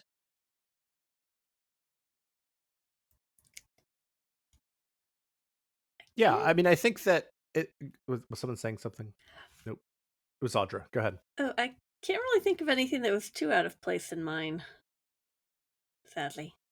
Just No, it's, I mean, yeah. it's good in my opinion. Yeah. That's very good. Yeah, I mean, I think that at the end of the day, like I think that this game is actually amazing. It's a game that I will say, this is like a term that I don't know where I learned it. It's a game I respect a little bit more than I love, because like some of the gameplay stuff, I'm like eh. Some of the philosophical stuff, I'm like eh. Some of the inventory management stuff, I'm like eh. But for a 2010 RPG to do things, and again, like I am like 2/3 of the way right now through Mass Effect 3. And and that game has the opposite problem of this game, right? Where it's like, if you make the right choices in Mass Effect, like, things are obviously right, and they are always right for the most part. There are some very rare exceptions to that. Whereas here, like, everything's gray all the time. There's no doubt about it. And there are consequences to every choice you make. There's so many different ways to approach it. And it's not like full D&D, of course. And it's not even, as dynamic as something like, I don't know, Disco Elysium. But it there's such a dynamism to it, mixed with a gameplay that I think could appeal to a lot of different people. And it explains to me why there are still festivals where people go out and dress like ghouls in Vegas every summer, and why they love this game as much as they do. Because I think that there are some things about it that are really fascinating, and it is remarkable in so many ways, even if I don't love it. Mm. Yeah, I think too. It's like conceptually, it's brilliant, and I think like it's uh I said like last episode, I would love to see like a full scale remake, not like what they did with Oblivion, but like just start from fresh and like give it the proper justice like the concept deserves. Um, I'd love to see like Beyond the Beef play out without all the bugs, and like I'd love to see like the ending come together a little bit more with the scale that it deserves. I think, even though like it is pretty impressive for like what the rest of the game delivers in comparison, but um yeah, I think like they had too many big ideas to fit into like this little engine that couldn't. um but for the most part, yeah, like I love what they did with, they made it work overall. Yeah, unlike Oblivion, I feel like if they were to do a remaster of this, I wouldn't want them to put on a new coat of paint. This thing needs to be torn down to its studs, Yeah, and yeah. rebuilt from there. There's just too much wrong with it, and even Viva New Vegas or other mods, which tremendously increases the stability of the game and reduces the bugginess, they can only do so much if they don't Mhm. have access to everything. So I, I love this game personally. I totally get where you're coming from, Zach. I can totally see why. I think that this is one of the best game experiences I've ever had in terms of its story. But I Mhm. also appreciate the fact that there's a lot here that's just broken, and some of it's not very fun. Um, and I can appreciate the game despite that. I love this game. But yeah, I get it. I totally get it. It's more fun to talk and think about than to actually play, but like it's a great like schoolyard game, like where you go and meet your friends, or like water cooler game where you're like, oh yeah, did you find this thing? Like I love that aspect of it. I mean, I Yeah. do think it's fun to play. It's a game that has its issues, like no doubt. I'm not denying that, but it's just ultimately it ends up being more than the sum of its parts. Like there's like like it's not a great looking game. The audio is good. The story is quite strong, and the writing is quite strong, while not being maybe even Obsidian's best.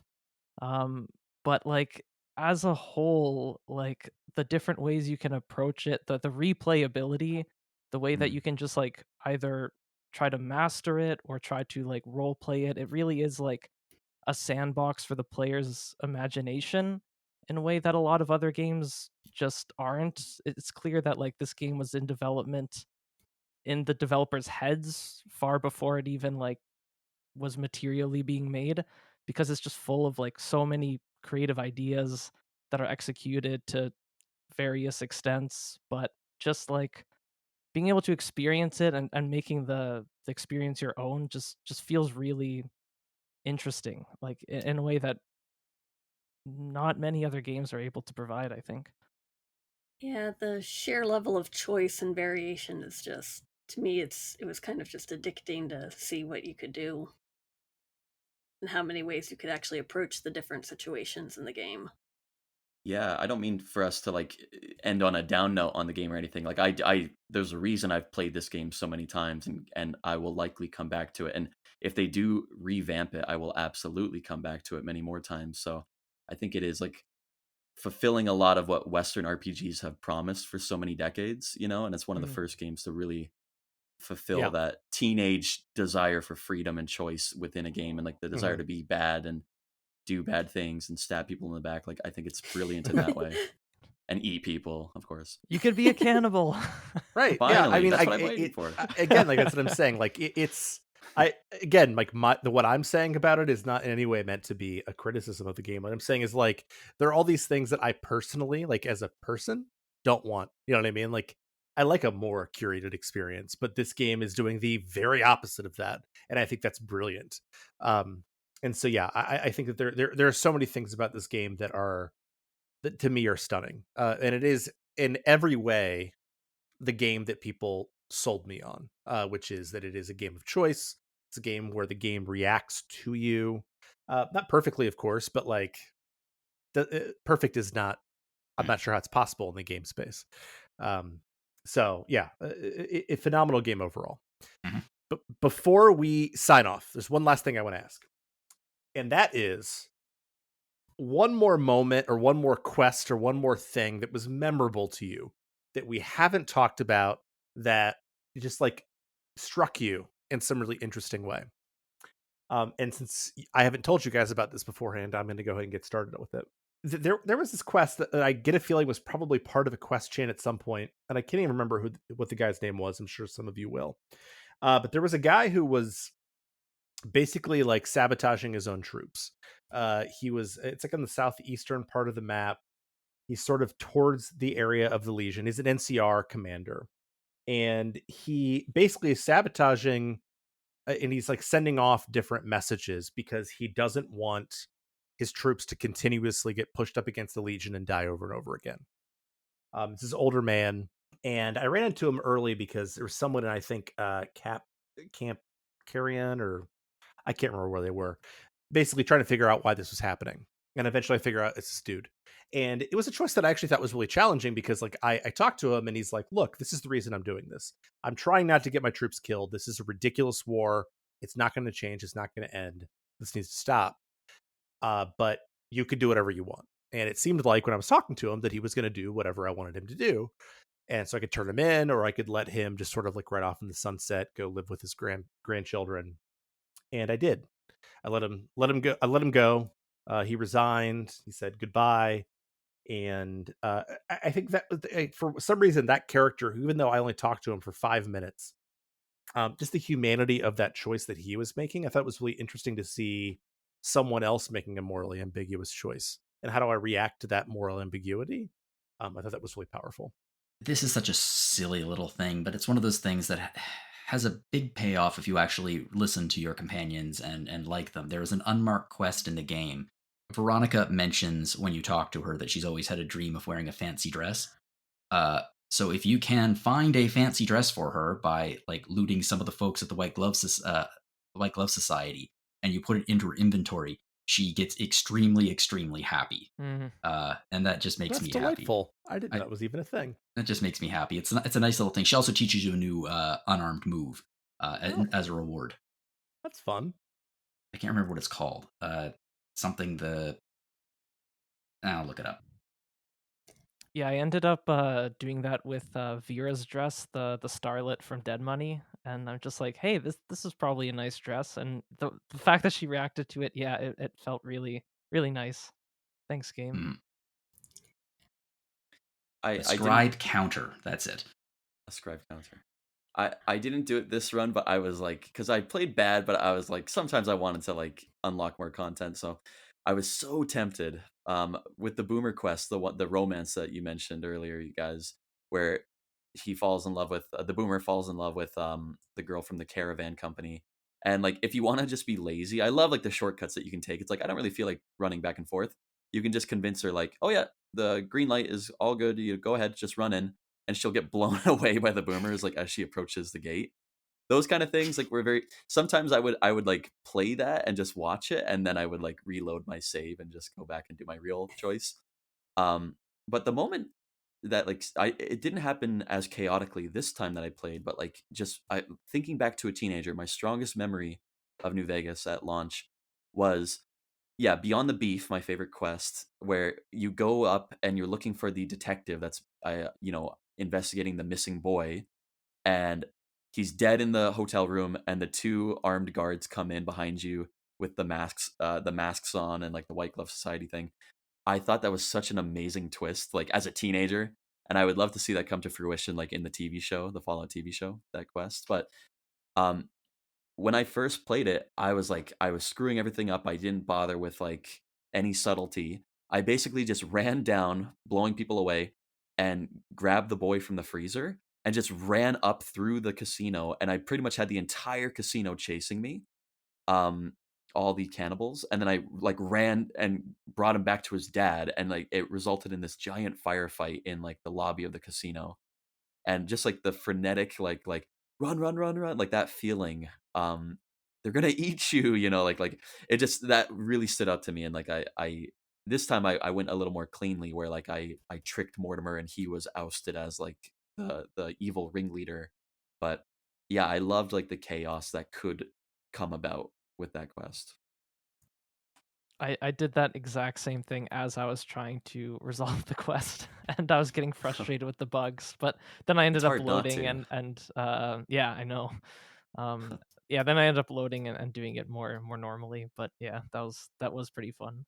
Mm. I guess one for me was just so I wasn't really an NCR sympathizer in either of my playthroughs that I've done.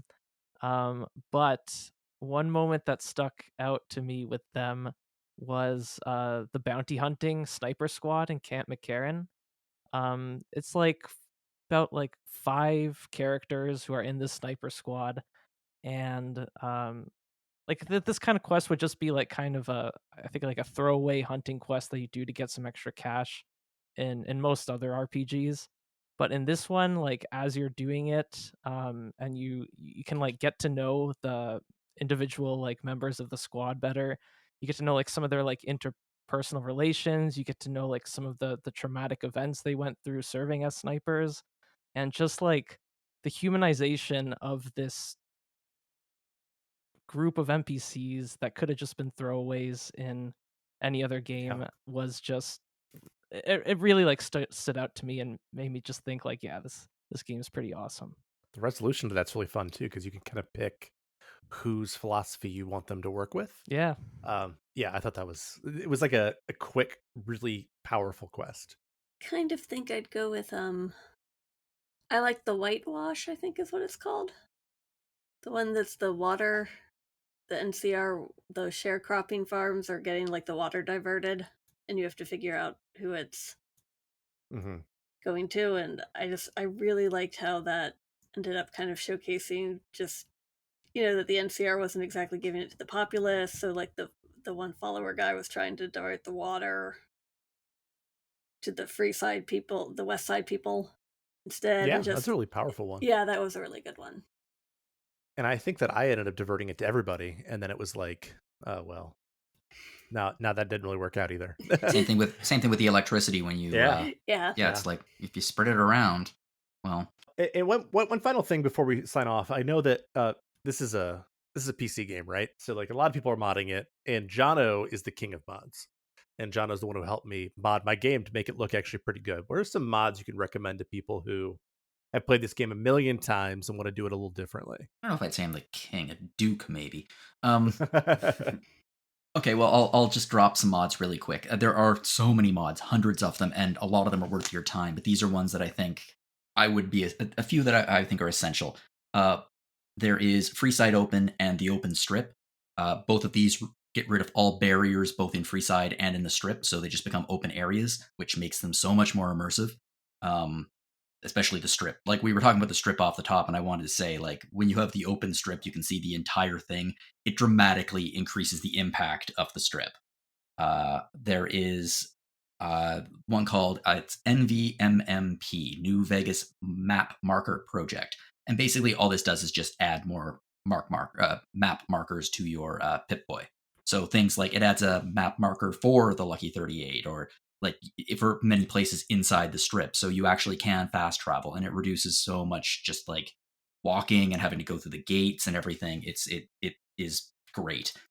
There is fast VATS and kill camera. All this does is make VATS and the kill camera much shorter, which increases the flow of the game, improves the gameplay immensely.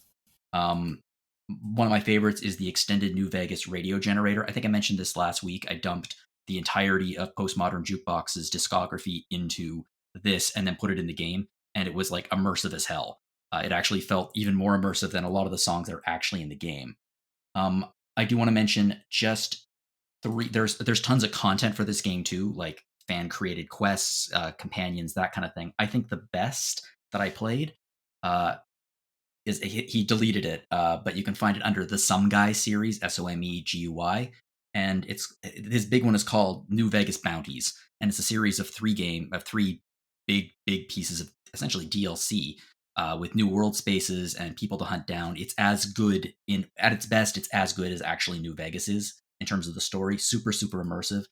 There's a guy named the Overseer, the Overseer's mods, and these are things include the North Road and headhumping and depths of depravity. This is really delving into the dark side of New Vegas, like some of the stuff that's hinted at in the game, but it gets dark, like really dark.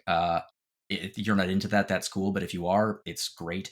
And the last one I wanted to mention is a guy named Cellblock Psycho. He has a series called Tales of New Reno, where you actually go to New Reno and kind of get embedded with the criminal gangs there. But there is one that I would recommend giving a try. It's called it's Episode 0, Home on the Waste Revisited. And it makes Bonnie Springs, which is an abandoned town that I think is filled with either Castadors or Vipers. It makes it into a settlement, and you embed yourself in this settlement and basically rescue everyone in it, become like sheriff. Really, really great. So if it's been a while since you played Vegas, or you play it all the time and you're looking for new content, these mods are well worth your time. And seriously, just what I mentioned there will add probably 15 to 20 hours onto your gameplay. So give those a shot. Oh, awesome. And they are as buggy as the actual game, just giving you a heads up. Well, at least auto saving is a thing, and I learned that I needed to save before I even spoke to someone every time, which is okay. It's not the end of the world. Thank you for that, Jono, and thank the four of you for coming along for yet another lengthy discussion of Fallout New Vegas. There's so much to talk about here. I feel like there were so many. Like, I wanted to talk about the nuances of the Brotherhood of Steel and the Great Khans. There's just like so much here. There's so much content that even, I probably played the game for 70-ish hours, and I feel like there was just so much there. So again, thank the four of you so much for coming along.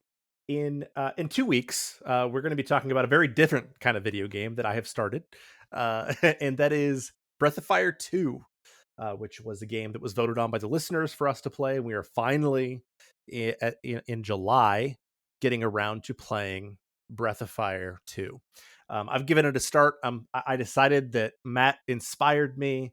I was like, okay, I'm going to play the original Super Nintendo version, no matter how grindy it is, no matter how bad this translation is. Because again, the idea of that original vote was to make me experience pain. So I'm like, okay, I'm going to experience as much pain as I can by playing the original. And guess what, losers? I still love it, even though it is still so grindy. The translation is, as Matt put it, bad. That is an appropriate way of putting it. So we're going to have 2 weeks or 2 more episodes of that. And then after that, we're going to be bringing back our confessions episodes. So this is going to be our 4th iteration of it, where someone comes on and they confess their sins. What games have you not played that you should have played because you work here at RPG Fan? Now, in all seriousness, it's just a fun way for us to talk about games we haven't played and series we haven't played, and sort of encourage our friends to play good stuff. And then the game after that, which I am very excited for. I've been trying to get it on Retro Encounter for at least 6 years. And guess what? I'm in charge now, so I'm bringing it. Is we are going to be playing Drakengard. Yes. That Finally. Yoko Taro jam. I have never played it. I have heard that it's a miserable experience, and I'm looking forward to it. As a Taro fan, I just feel like I have to do it. So we've got like a full panel for that too. Wes is coming along. Steph's going to be here. Ben and Aleks and I have been wanting this for years, and it's finally here. So, anyway, so that I say it's finally here. It's like 6 weeks away, but anyway, if you want to get in touch with us, you want to tell us how much you hate Drakengard and how you're looking forward to our suffering, you can email us retro@rpgfan.com. You can also follow us on Facebook, Instagram, Threads, Twitter, also known as X, Blue Sky, Twitch, YouTube. We're basically RPG Fan or RPG Fan Com in all those places. You can also follow us join our Discord. I am a member of that, and you can chat with me there if you want. So we also have 2 shops. One is hosted by TeePublic. It sells mugs, t-shirts, things like that. More actually, again, because I don't do laundry often enough, wearing an RPG Fan t-shirt right now. It's very comfortable, even when I don't wash it. You're just on brand, that's all. Exactly. And then we also have another shop hosted by Hyperplay RPG, where we sell our review card collection, which is a collection of 300 review cards that you may have seen on Instagram, originally designed by Steph. So if you want to get one of those, it's awesome. It's like a sort of an old video game magazine. We also have 2 other fine podcasts. One of them is hosted by one of our panelists, Jono. Random Encounter's been busy lately. No kidding. So talk a little bit about what's kind of happened on Random Encounter or what's coming up on Random Encounter. Let's see, this is coming up in 2 weeks, so I have no idea what's just happened on Random Encounter because that's going to be a little bit in the future. But at the beginning of June, obviously, we got hit with the Switch 2 release and we got hit with Naughty 3. So yeah, we've had 2 big episodes, one after the other, focusing on both of those topics. And yeah, it's been a lot the last couple of weeks. Can't pretend it hasn't been, but it's also been a lot of fun. Yeah, you also did me a huge solid and did the Deus Ex episode early. So thank you. I really appreciate it. Oh, geez, no problem at all. And we also have another podcast that's been on a little bit of a hiatus lately just because the person who runs Rhythm Encounter is also editor-in-chief and also proofs and also does a million other things. And that's Mike Silbato. Thanks, and Mike. That's Rhythm Encounter. Yeah. Mm-hmm. And that is our podcast about music, if I'm not mistaken. Actually, I think that an episode might be back by the time that this episode goes live. We're recording this a little early, actually 2 weeks ahead of time. So I'm hoping that there's some more Rhythm Encounter goodness soon here. If you want to rate us or, give us any feedback, you can rate us on Apple Podcasts, YouTube, Spotify. If you can find podcasts there, we're probably there. We love 5 stars. Or we also love the one guy who came in and basically trashed us for putting Final Fantasy 16 an S tier into the unsubscribed. Hey, that was me. It's the host. Worth it. Came crawling back. And if you want to get in touch with anybody else in the panel and tell them how amazing Final Fantasy 16 is, let's tell them how to get in touch with you. Starting with you, Matt. Please never talk to me about Final Fantasy 16, but well, if you want to read some newfangled science stories, why don't you mosey on over to mattwardellwrites.wordpress.com. Thank you very much. Is that supposed to be like Elvis or Western? I can't tell. You want Elvis? Okay. Whoa. If you want to read some science, way out there, man. Someone went to the school of impersonation. It's a way of life. Okay, someone else. Aleks, how can people get in touch with you? If you want to email me about how patrolling the Mojave makes you wish for a nuclear winter, you can find me at alexfraniczek@gmail.com. And Jono. You can find me at jlogan@rpgfan.com. You can also find me on Blue Sky at jonologan@bluesky.social. And Audra. Audra B at rpgfan.com. And if you want to get in touch with me and tell me how amazing Final Fantasy 16 is, and follow it into Vegas, I guess, you can email me, zachw@rpgfan.com. You can also, I check the retro email. I'm also on our Discord, it's ZachW. Lots of ways to get in touch with me, just not social media, because, teacher life. Thank the 4 of you so much for giving up your evening, mornings, to chat about this game. I know that I sounded a little negative, I feel like, towards the end there, but I'm not negative about this game at all. I had a great time. I played like 70 hours of it in like 8 days. So I definitely had fun with it. Thank you, Aleks, for suggesting that I put it on the poll for us to play. And thank you, panelists, for coming to talk about it. And thank you, listeners. Good night and good luck.